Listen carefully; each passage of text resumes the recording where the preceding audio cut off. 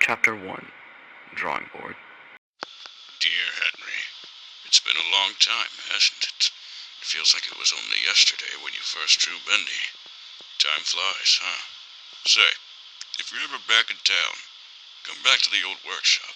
There's something I'd like to show you. Sincerely, Joey. Henry entered the old studio. It's different than what he remembered. The main area is bigger, with a massive Bendy statue in the middle. Seems like the budget got upped after he left, but the studio is mostly unchanged. Alright, Joey. What was it you wanted me to see? Henry walks forward a bit, looking around at the place. Seems like everyone left here in a rush.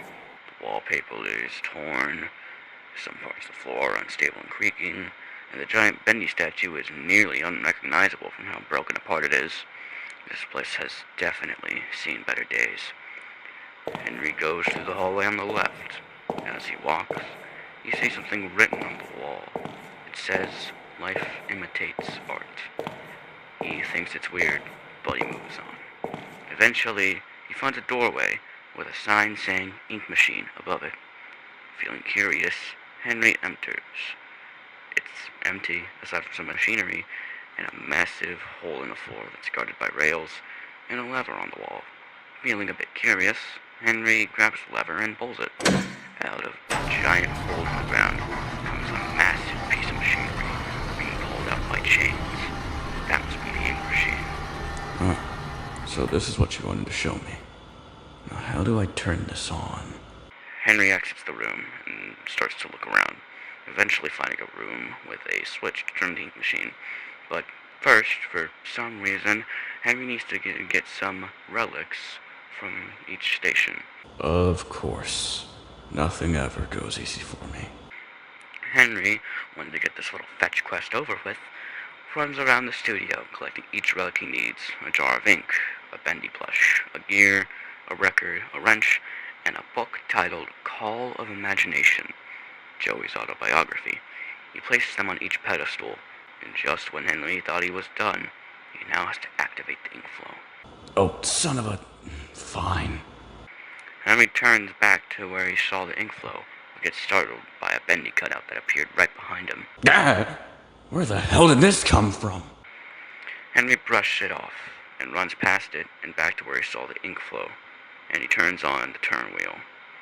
When he tries to leave, one of the pipes bursts, spraying ink everywhere.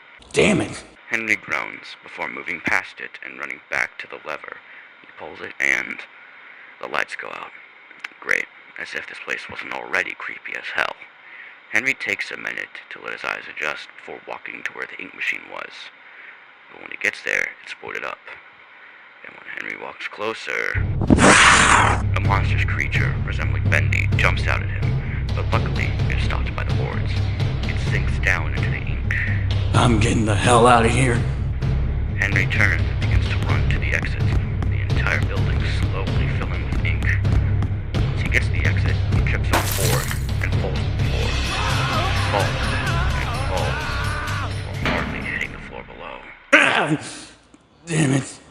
My legs. Henry gets up, barely able to stand. His whole body hurts. There's a door, possibly a way out, but it's boarded up. Henry grabs an axe that was on the wall and chops down the boards. Walking through the corridor, he stumbles into a room.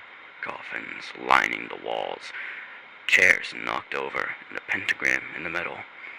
Henry can't stand the pain anymore. He collapses onto the floor, unconscious. End of chapter 1.